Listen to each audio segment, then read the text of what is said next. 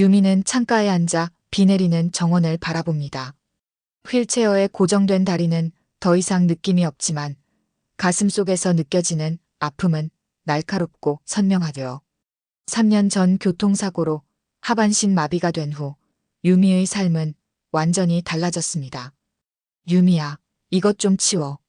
시어머니 박정희의 날카로운 목소리가 거실에서 들려옵니다. 유미는 휠체어 바퀴를 돌려 거실로 향해요. 테이블 위에는 과일 껍질과 티백이 널브러져 있었습니다. 어머님, 제가 치울게요. 유미는 부드럽게 대답했어요. 내가 할 수 있는 게 이것밖에 없잖아. 시어머니는 한숨을 내쉬며 말했죠. 유미는 아무 말 없이 테이블을 정리합니다. 손이 떨려 과일 껍질 하나를 떨어뜨렸어요. 시어머니의 눈초리가 차갑게 꽂힙니다. 손도 불편해? 아니면 일부러 그러는 거야? 시어머니의 목소리에는 비난이 가득했죠. 그때 현우가 들어왔습니다. 유미의 남편이자 박정희의 아들이에요. 엄마, 그만해요. 유미 힘들어 하잖아요. 현우가 말했어요. 내 와이프가 집안일도 제대로 못하는데 내가 뭘 어쩌라고? 나이 들어 이런 며느리 만나서 고생이네. 박정희는 한숨을 푹 쉬며 방으로 들어갔습니다. 현우는 유미에게 다가와 어깨를 감싸 안았어요. 괜찮아? 엄마가 또 그랬지? 유미는 억지로 미소를 지었습니다. 괜찮아요. 어머님 입장도 이해해요. 아들에게 이런 며느리가 생겼으니. 그런 말 하지 마. 현우는 단호하게 말했어요. 당신은 내가 사랑하는 사람이야. 사고는 누구에게나 일어날 수 있는 거잖아. 유미는 고개를 끄덕이지만 마음속에는 깊은 상처가 자리 잡고 있었습니다. 3년 전 횡단보도를 건너다 음주운전자의 차에 치였던 그날이 떠올라요. 의식이 흐릿한 상태에서 누군가 자신을 안아들고 구급차로 옮기는 것을 느꼈죠. 그 사람이 바로 현우였습니다. 그날 이후 현우는 병원에 매일 찾아왔어요. 하반신 마비 판정을 받고 절망에 빠진 유미에게 희망을 주었죠. 그리고 1년 후 프로포즈를 했습니다. 당신과 함께하고 싶어요. 휠체어든 뭐든 상관없어요. 결혼식 날 박정희는 아들의 선택을 이해할 수 없다는 표정으로 참석했어요. 그 후로도 상황은 나아지지 않았습니다. 매일같이 작은 비난과 한숨 그리고 무시가 이어졌죠. 현우가 유미의 손을 꼭 잡았어요. 조금만 참아. 엄마도 언젠가는 당신의 진가를 알게 될 거야. 유미는 남편을 바라봅니다. 자신의 비밀을 지켜주는 현우에게 감사함을 느꼈어요. 아직은 때가 아니라고 생각했죠. 식탁에 둘러앉은 가족들 사이로 웃음소리가 가득합니다. 박정희의 집에서 열린 가족 모임이었죠. 유미는 휠체어를 끌고 식탁 한쪽 구석에 자리 잡았어요. 시누이 미경이 남편과 함께 자리에 앉았습니다. 미경이 이번에 회사 승진했다며? 축하해. 박정희가 환한 미소로 말했어요. 엄마 덕분이죠. 사무실 차려주신 덕분에 거래처도 많이 늘었어요. 미경이 대답했습니다. 유미는 조용히 밥을 먹고 있었어요. 결혼할 때 시어머니는 한 푼도 보태주지 않았는데 시누이에게는 사무실까지 마련해 주었다는 사실이 가슴을 아프게 했죠. 우리 미경이는 역시 똑똑해. 학교도 잘 나왔잖아. 박정희가 자랑스럽게 말했습니다. 미경이 유미를 힐끗 쳐다봤어요. 언니, 요즘은 어떻게 지내요? 아직도 글 쓰고 있어요? 유미가 대답하기도 전에 박정희가 끼어들었습니다. 무슨 글을 써? 하루 종일 집에만 있는데. 어머님, 저도 나름대로 일을 하고 있어요. 유미가 조심스럽게 말했어요. 휠체어 타고 뭘 한다고 그래. 그냥 현우 도움이나 받고 살지. 박정희의 말에 식탁 분위기가 얼어붙었습니다. 현우가 숟가락을 내려놓았어요. 엄마, 그런 말씀 마세요. 유미는 충분히 가치 있는 일을 하고 있어요. 뭐가 가치 있는 일이야? 애도 못 낳고 집안일도 제대로 못하는데. 박정희의 목소리가 높아졌습니다. 유미의 손이 떨렸어요. 눈물이 차올랐지만 꼭 참았죠. 현우가 유미의 손을 잡아주었습니다. 엄마, 그만하세요. 지금 너무하시는 거 아닌가요? 현우가 단호하게 말했어요. 박정희는 한숨을 내쉬었죠. 내가 뭐 틀린 말했나? 현실을 직시해야지. 내가 평생 저렇게 불편한 사람 돌봐야 한다고 생각하면 마음이 아프다. 유미는 더 이상 참을 수 없었어요. 죄송합니다. 저는 좀 쉬고 싶네요. 휠체어를 돌려 방으로 향했습니다. 방에 들어온 유미는 침대에 앉아 깊은 한숨을 내쉬었어요. 노트북을 열고 자신의 글을 읽기 시작했죠. 베스트셀러 작가로서의 유미는 그 누구도 모르는 비밀이었습니다. 서연이라는 필명으로 활동하며 3권의 소설을 출간했고 모두 큰 성공을 거두었어요. 하지만 시댁에는 이 사실을 알리지 않았죠. 현우만이 이 비밀을 알고 있었습니다. 당신의 재능을 왜 숨겨? 현우가 종종 물었어요. 아직은 때가 아니야. 내가 휠체어를 탄다는 이유만으로 나를 평가하는 사람들에게 증명하고 싶지 않아. 유미는 항상 그렇게 대답했죠. 노트북 화면에는 새로운 소설의 원고가 띄워져 있었습니다. 몰입해서 글을 쓰는 동안만큼은 유미는 모든 것을 잊을 수 있었어요. 휠체어에 묶인 다리도, 시어머니의 차가운 시선도, 가족 안에서 느끼는 소외감도 모두 사라졌죠. 문이 열리고 현우가 들어왔습니다. 괜찮아? 엄마가 너무했어. 유미는 미소를 지었어요. 괜찮아요. 이미 익숙해졌어. 현우는 유미 옆에 앉았죠. 언제까지 이렇게 숨길 거야? 당신이 얼마나 대단한 사람인지 모두가 알아야 해. 유미는 고개를 저었습니다. 아직은 아니에요. 내가 휠체어를 탄다는 이유만으로 나를 무시하는 사람들에게 내 가치를 증명할 필요는 없어요. 현우는 유미의 손을 꼭 잡았어요. 당신이 결정할 일이야. 하지만 언젠가는 모두가 알게 될 거야. 오늘은 미경이 개업식이야. 꼭 참석해야 해.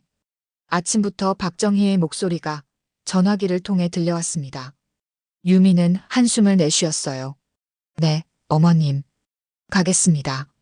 현우는 출장이라 못 온다고 하더라. 내가 대신 축하해줘야지. 박정희의 말에 유미의 가슴이 무거워졌죠. 혼자 가도 괜찮을까요? 유미가 조심스레 물었어요. 뭐가 안 괜찮아? 휠체어 타고 다니는 거 부끄러워? 그래도 가족인데 안 오면 더 창피하지. 박정희의 말은 항상 그렇게 가시가 박혀 있었습니다. 개업식장에 도착한 유미는 입구에서 잠시 망설였어요. 휠체어를 탄 채로 들어가는 것이 눈에 띄어 불편했죠. 깊은 숨을 들이마시고 안으로 들어갔습니다. 아, 왔어? 미경이 유미를 보고 인사했어요. 하지만 그 눈빛에는 약간의 당혹감이 깃들어 있었죠. 박정희는 유미를 보자마자 얼굴을 찡그렸습니다. 왜 이렇게 늦게 와? 다들 기다렸잖아. 죄송해요. 교통이 좀 막혀서. 유미가 말했어요. 자, 저쪽 구석에 있어. 손님들 다니는데 방해되니까. 박정희가 유미의 휠체어를 구석으로 밀었습니다. 유미는 구석에 앉아 주변을 둘러봤어요. 모두 즐겁게 대화를 나누고 있었죠. 아무도 유미에게 말을 걸지 않았습니다. 우리 미경이 얼마나 능력 있는지 몰라. 이번에 대기업이랑 계약도 따냈다더라. 박정희의 자랑스러운 목소리가 들려왔어요. 아들은 어쩌다 저런 며느리를 만났을까. 옆에서 누군가 속삭이는 소리가 들렸죠. 유미는 그 말을 듣고 가슴이 조여들었습니다. 시간이 흐르고 축하 인사가 이어졌어요. 유미는 휠체어에 앉아 그저 지켜볼 뿐이었죠. 핸드폰이 울렸습니다. 현우였어요. 괜찮아? 개업식은 어때? 현우의 목소리에 유미는 안도감을 느꼈죠. 괜찮아요. 다들 바빠요. 유미는 담담하게 대답했습니다. 엄마가 또 뭐라고 했어? 현우가 물었어요. 별말 없었어요. 그냥. 유미의 말이 끊겼습니다. 그때 박정희가 다가왔어요. 전화는 밖에서 해. 시끄러워. 유미는 현우에게 나중에 다시 전화하겠다고 말하고 끊었죠. 박정희는 유미를 내려다봤습니다. 내가 여기 있으니까 사람들이 다 쳐다보잖아. 보기 흉해서 그래. 박정희의 말에 주변 사람들이 돌아봤어요. 유미의 얼굴이 붉어졌죠. 눈물이 차올랐지만 꼭 참았습니다. 더 이상 이곳에 있고 싶지 않았어요. 저녁이 되어 현우가 퇴근했습니다. 유미는 개업식에서 있었던 일을 모두 털어놓았어요. 정말 미안해. 내가 같이 가지 못해서. 현우의 눈에는 미안함이 가득했죠. 유미는 고개를 저었습니다. 당신 잘못이 아니에요. 출장은 어쩔 수 없는 일이잖아요. 현우는 잠시 생각에 잠겼어요. 그러다 갑자기 눈을 반짝였죠. 다음 주에 미경이 생일이잖아. 그때 우리가 선물을 준비하는 건 어때? 어떤 선물요? 유미가 물었습니다. 떡이랑 꽃바구니. 그리고 현우가 의미심장하게 웃었어요. 당신 명함. 유미는 깜짝 놀랐죠. 제 명함이요? 그게 무슨 소용이에요? 당신이 서연이라는 걸 알려주는 거지. 명함 한 장으로 모든 걸 뒤집을 수 있어. 현우의 눈빛이 확신에 차 있었습니다. 유미는 망설였어요. 아직은 때가 아닌 것 같은데. 언제까지 숨길 건데? 당신은 자랑스러운 작가야. 휠체어를 탄다는 이유만으로 당신의 가치가 떨어지지 않아. 현우가 진지하게 말했죠. 유미는 깊은 생각에 잠겼습니다. 사실 그동안 자신의 정체를 숨겨온 것은 두려움 때문이었어요. 자신을 휠체어에 앉은 쓸모없는 며느리로만 보는 사람들의 시선이 바뀔까봐 두려웠죠. 먹는 걸로 보여주자. 현우가 제안했어요. 떡 상자 안에 당신 명함을 넣는 거야. 어때? 유미는 웃음을 터뜨렸습니다. 정말 엉뚱한 생각이네요. 하지만 효과적일 거야.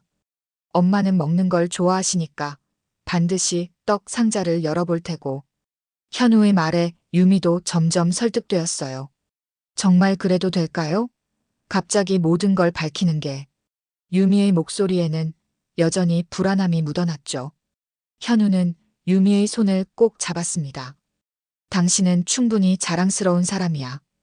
이제 모두가 그걸 알 때가 됐어. 유미는 깊은 숨을 내쉬었어요. 알겠어요. 해보죠. 다음 날 유미는 출판사에 연락해서 새 명함을 주문했습니다. 서연이라는 필명과 함께 본명 김유미도 작게 넣었어요. 베스트셀러 작가라는 타이틀과 출간한 책들의 제목도 나열했죠. 명함이 도착하고 유미는 그것을 바라보며 떨리는 마음을 진정시켰습니다. 이제 돌이킬 수 없는 선택을 했어요. 모든 것이 바뀔지도 모른다는 두려움과 기대가 교차했죠. 괜찮아. 당신은 충분히 가치 있는 사람이야. 현우가 유미의 어깨를 토닥였습니다. 미경의 생일날 유미와 현우는 정성껏 준비한 선물을 들고 박정희의 집을 찾았습니다. 떡 상자 안에는 조심스럽게 유미의 명함이 숨겨져 있었어요. 왔구나. 들어와. 박정희가 문을 열어주었죠. 눈길은 여전히 유미의 휠체어에 고정되어 있었습니다. 거실에는 가족들이 모여 있었어요. 미경은 남편과 함께 소파에 앉아 있었죠. 유미는 떡 상자를 내밀었습니다. 미경아, 생일 축하해. 특별히 주문한 떡이야. 유미가 말했어요. 미경은 상자를 받아들었죠. 고마워요, 언니. 박정희가 끼어들었습니다. 뭐 이런 걸 사왔어. 그냥 돈으로 주지. 어머님, 정성이 중요하잖아요. 현우가 말했어요. 어서 열어봐. 맛있는 떡이야. 유미가 은근히 재촉했죠. 미경이 상자를 열었습니다. 예쁘게 담긴 떡 사이로 명함 한 장이 보였어요. 미경은 의아한 표정으로 그것을 집어들었죠. 이게 뭐야? 미경이 명함을 읽기 시작했습니다. 그녀의 눈이 점점 커졌어요. 서연, 김유미, 베스트셀러 작가. 순간 방 안이 조용해졌죠. 모두의 시선이 유미에게 향했습니다. 이게 무슨 뜻이야? 박정희가 명함을 빼앗아 들었어요. 그녀의 표정이 굳어졌죠. 이게 너라고? 유미는 침착하게 고개를 끄덕였습니다. 네, 제가 서연이에요. 그 유명한 소설가 서연이. 미경의 남편이 놀라움을 감추지 못했어요. 맞아요. 유미는 3권의 베스트셀러를 낸 유명 작가예요. 현우가 자랑스럽게 말했죠. 박정희의 얼굴이 하얗게 변했습니다. 그녀는 말을 잇지 못했어요. 떡 상자를 든 손이 떨리고 있었죠. 나는 그 책 다 읽었어. 미경이 떨리는 목소리로 말했습니다. 잃어버린 계절은 내가 제일 좋아하는 소설인데. 유미는 미소를 지었어요. 고마워. 그 소설은 내가 사고 후에 쓴 첫 작품이야. 가족들은 놀라움과 존경의 눈빛으로 유미를 바라봤죠. 그동안 무시하고 업신여겼던 며느리가 알고 보니 유명 작가였다는 사실에 모두 충격을 받은 듯 했습니다. 왜 말하지 않았어? 미경이 물었어요. 유미는 잠시 침묵했죠. 그리고 조용히 대답했습니다. 말해도 달라질 게 없을 것 같았어요. 박정희는 여전히 할 말을 찾지 못하고 있었어요. 그녀의 눈에는 혼란과 당혹감이 가득했죠. 휠체어를 탄다고 해서 제가 쓸모없는 건 아니에요. 유미가 조용하지만 단호하게 말했습니다. 그 한마디가 방 안에 깊은 울림을 주었어요. 박정희는 여전히 말을 잇지 못했죠. 그녀의 손에 들린 명함이 떨리고 있었습니다. 저는 매일 글을 씁니다. 제 다리는 움직이지 않지만 제 생각과 감정은 자유롭게 흘러요. 그것들을 글로 표현하는 것이 제 일이죠. 유미의 목소리는 점점 더 확신에 차 있었습니다. 미경이 먼저 입을 열었어요. 언니, 정말 대단해요. 난 항상 서연의 소설에 감동받았거든요. 그게 바로 언니였다니. 그동안 왜 말하지 않았어? 박정희가 마침내 입을 열었습니다. 그녀의 목소리에는 분노보다는 혼란이 더 컸어요. 유미는 깊은 숨을 내쉬었죠. 말해도 달라질 게 없을 것 같았어요. 어머님은 제가 휠체어를 탄다는 이유만으로 저를 판단하셨으니까요.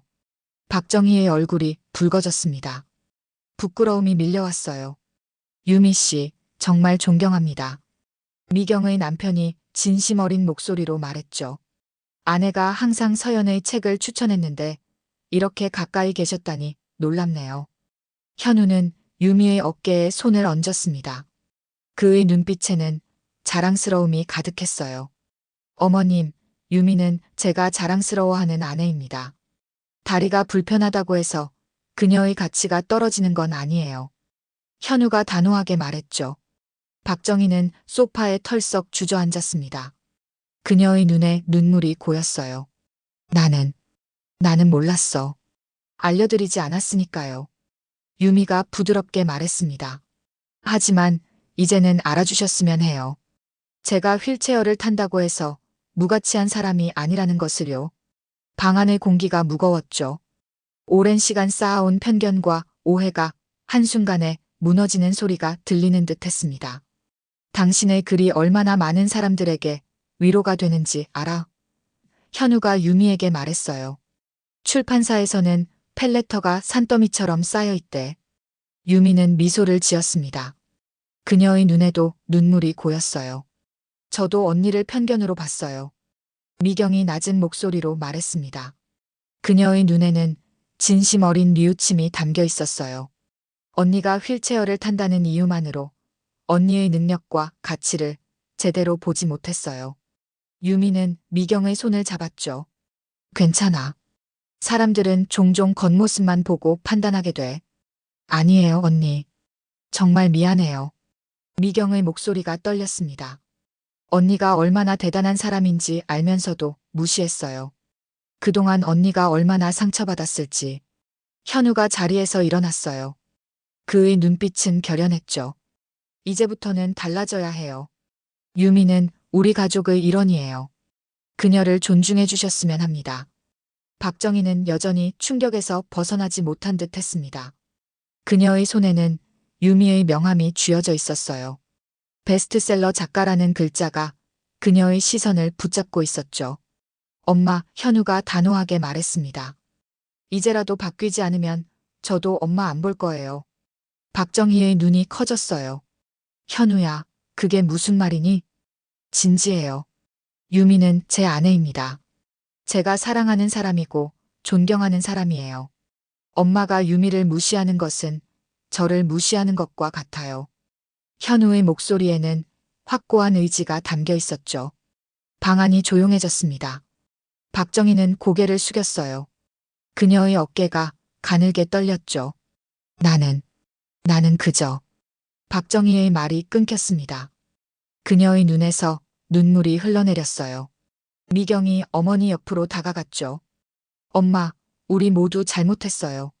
하지만 이제라도 바로잡을 수 있어요.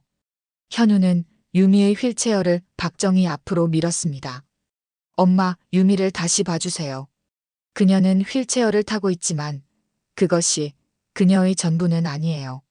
박정희는 천천히 고개를 들었죠. 그녀의 눈이 유미와 마주쳤습니다. 오랜 시간 동안 그녀는 유미를 정말로 보지 않았어요. 단지 휠체어만 보았을 뿐이죠. 미안해. 박정희의 입에서 작은 소리가 새어나왔습니다. 그것은 작지만 진심 어린 사과였어요. 유미는 미소를 지었죠. 괜찮아요, 어머님. 우리에겐 아직 시간이 많이 있으니까요. 일주일이 지났습니다.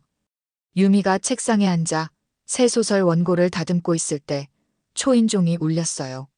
문을 열자 박정희가 서 있었죠. 어머님? 유미가 놀라서 물었습니다. 박정희는 어색한 미소를 지었어요. 그녀의 손에는 작은 선물 상자가 들려 있었죠. 잠깐 들어가도 될까? 유미는 문을 활짝 열었습니다. 물론이죠. 들어오세요. 박정희는 조심스럽게 집 안으로 들어왔어요. 그녀의 눈길이 유미의 책상에 놓인 노트북으로 향했죠. 글 쓰고 있었니? 네, 새 소설을 준비하고 있어요. 유미가 대답했습니다. 박정희는 거실 소파에 앉았어요. 그녀의 손이 약간 떨리고 있었죠.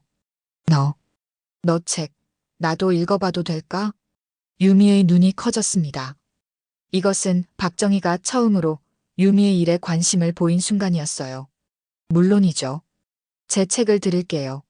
유미는 서재로 휠체어를 밀어 자신의 책을 가져왔죠.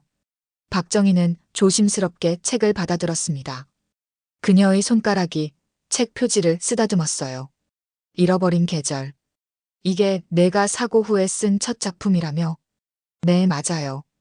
유미가 부드럽게 대답했죠. 나는 내가 얼마나 상처받았는지 생각해 본 적이 없었어. 박정희의 목소리가 떨렸습니다. 그저 내 아들이 고생할까봐 걱정했을 뿐인데. 유미는 박정희의 손을 잡았어요. 이해해요, 어머님. 모든 어머니는 자식을 걱정하니까요. 하지만 그건 변명이 안 돼. 박정희가 고개를 저었죠. 내가 너무 편협했어. 내가 얼마나 대단한 사람인지 보지 못했어. 유미는 펜을 들어 책 첫 페이지에 뭔가를 적었습니다. 그리고 책을 박정희에게 건넸어요. 존중은 이해보다 먼저 오는 마음입니다. 박정희가 적힌 글을 소리내어 읽었죠. 어머님과 함께 새로 시작했으면 해요. 유미가 말했습니다. 박정희의 눈에 눈물이 고였어요. 정말 미안해, 유미야. 이제부터가 중요해요. 유미가 미소 지었죠. 박정희는 선물 상자를 내밀었습니다.